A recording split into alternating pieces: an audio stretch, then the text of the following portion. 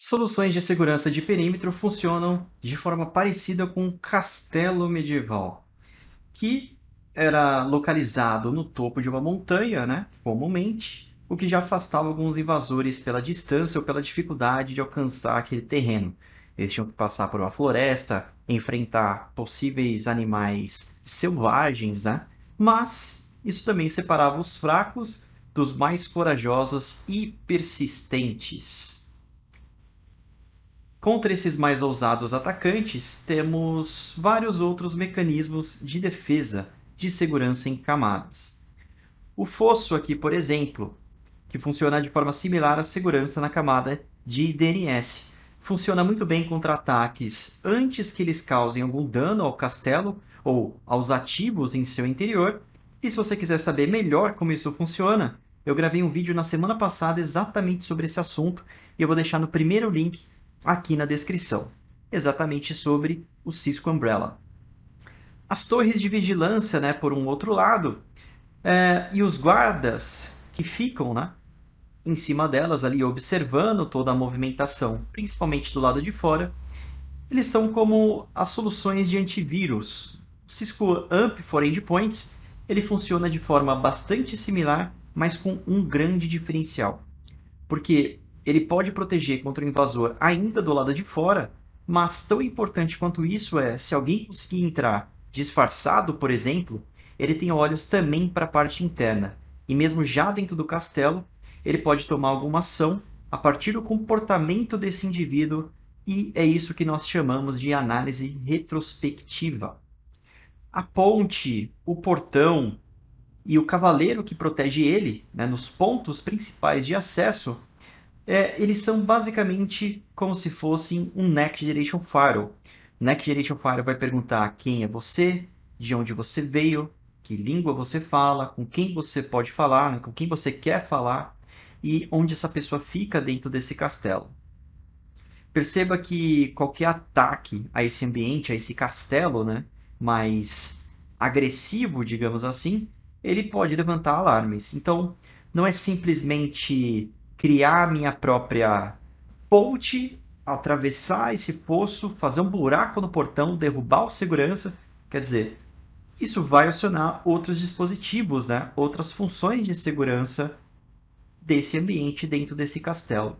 E outra coisa, reparem todo o esforço que é feito para executar uma invasão nesse ambiente. Então, todas essas camadas servem não só para impedir um ataque de acontecer, mas também para desestimular potenciais invasores. E aí, eventualmente, claro, a gente pode ter várias outras soluções de segurança para esse ambiente, né?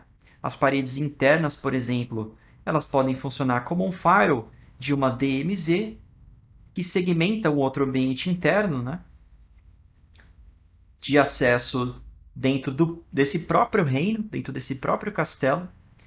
E claro, outro fator que diferencia todas essas soluções em conjunto é a inteligência que elas têm e recebem de potenciais ataques externos, né? Então, por exemplo, se o rei, que é uma figura já conhecida dentro desse ambiente por todas essas soluções de segurança, ele tentar entrar, retornar esse ambiente, como um Next Generation Firewall ou até mesmo um Stateful Firewall, como o ASA, o Cisco ASA funcionam, eles vão permitir essa comunicação, eles vão permitir essa entrada. Agora, se eu tiver um potencial invasor tentando passar de qualquer forma, se disfarçando de rei, né, mesmo que ele consiga passar dos pontos iniciais de proteção que são o Next Generation Firewall, eu ainda tenho soluções como o antivírus, o anti-malware, que é o AMP for Endpoints, para poder identificar esse comportamento malicioso, né, esse disfarce e impedir qualquer tipo de ataque dentro da minha infraestrutura. Então, todas essas soluções recebem esse aporte de segurança que eu estava mencionando, de inteligência que vem do Cisco Talos, e essas informações são muito importantes para poder alimentar todas essas bases diferentes de segurança contra informações de potenciais atacantes, né, de potenciais invasores. Então eu consigo saber, através dessa inteligência que existe tanto dentro quanto fora do castelo, para poder entender quais são os próximos ataques e poder evitar de forma proativa que eles aconteçam.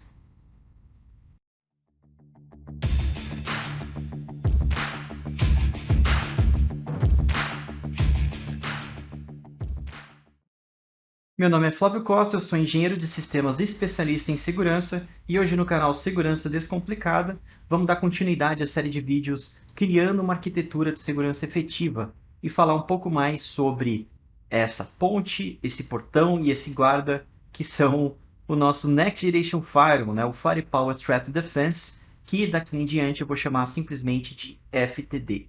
Se você ainda não viu o primeiro vídeo do canal que fala sobre por que precisamos de uma abordagem de segurança baseada em camadas em uma arquitetura, dá uma olhada no segundo link da descrição. Esse contexto é importante, ou melhor, fundamental, para entender o porquê precisamos de soluções em diversas camadas diferentes de comunicação. No vídeo Como um Ransomware Funciona, eu demonstrei o comportamento da variante Jigsaw da perspectiva do usuário. Então, no vídeo de hoje, a gente vai falar um pouco sobre a história e a evolução do Next Generation Firewall da Cisco, como ele funciona para proteger a nossa rede contra ataques mais avançados como esse. E se você quiser saber mais sobre essa e outras soluções de segurança para compor uma arquitetura mais efetiva, não se esqueça de se inscrever no canal e ativar as notificações para ficar por dentro quando os novos vídeos forem lançados. E se você gostou do conteúdo e aprendeu ao menos um pouco com os vídeos, clique em gostei e compartilhe ele com seus amigos da área de TI. Assim você ajuda a propagar esse conhecimento para outros profissionais da área que procuram informações sobre cibersegurança. Um conceito muito importante que devemos ter esclarecido na cabeça é a diferença entre uma plataforma de Next Generation Firewall e um Stateful Firewall. E para isso eu recomendo o terceiro vídeo na descrição do canal Segue Info Brasil, do especialista em segurança Marcos Cavinato, que explora de forma muito didática esse assunto. Mas eu queria já deixar essa imagem aqui para vocês que resume muito bem o nível de inspecionamento de um Stateful Firewall, baseado nesse conceito então de 5-tuple, que eu mostrei aqui. Sabendo o endereço de IP, origem-destino, a porta de origem-destino e o protocolo de comunicação, nessas informações superficiais, o firewall vai tomar a decisão se ele vai permitir ou não a entrada de um pacote na rede. Em termos de nível de eficiência de segurança, essas ACLs, né, essas Access Control Lists, por qual é composto todas essas políticas de decisões, tem um funcionamento e uma eficiência muito parecida com a desse segurança que vocês estão vendo aí no GIF. Bom, entendidas as diferenças desses dois tipos de soluções, né? Stateful Firewall e Next Generation Firewall, nós vemos que o objetivo de ambos é o mesmo, proteção através de políticas de controle de acesso entre segmentos de comunicação diferentes, normalmente entre o nosso reino, o nosso castelo e o lado obscuro, né? A parte externa desse reino, que é a internet, dentro dessa nossa analogia. A principal diferença é que o Next Generation Firewall da Cisco, além das atribuições que caracterizam um firewall ser um Next Generation, como controle e visibilidade de aplicações, IPS, descriptografia TLS e por aí vai, é que o FTD ele é centralizado não nas políticas de controle, mas em ameaças. Então vamos falar um pouquinho sobre essa história e a evolução do Firewall Cisco de Stateful até o Next Generation Firewall atual. Bom, tudo começou basicamente com duas famílias de dispositivos de hardware da linha ASA 5500X e 5585X, certo?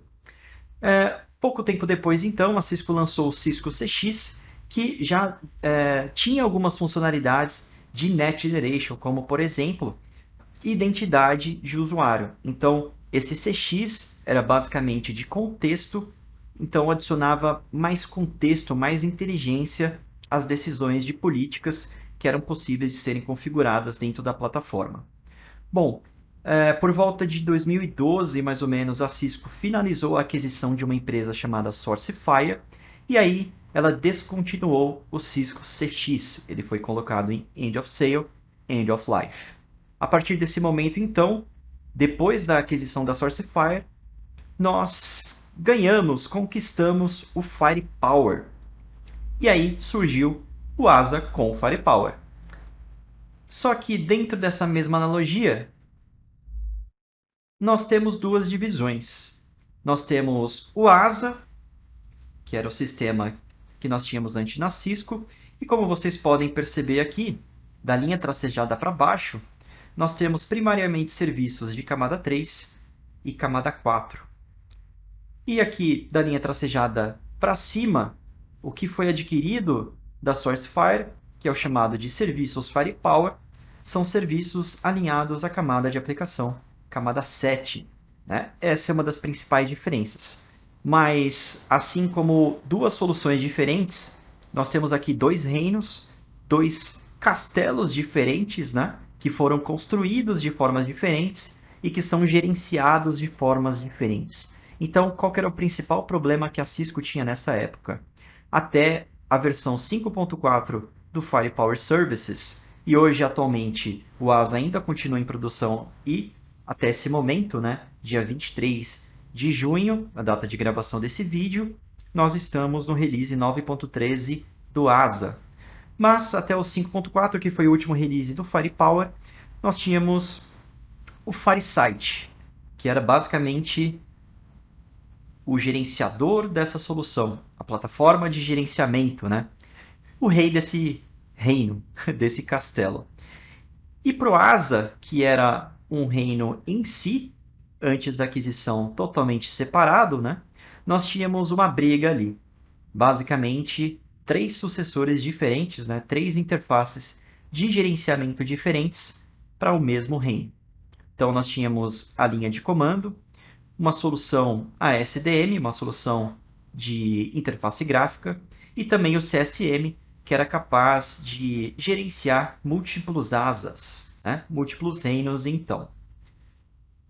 Então, aqui a gente já destaca um problema, né? Múltiplas interfaces de gerenciamento se eu quiser ter os dois serviços, tanto de Stateful Firewall, com o ASA, quanto de Next Generation Firewall, com o Firepower Services. Bom, os anos foram passando e a Cisco descobriu um jeito de unificar esses reinos. Né?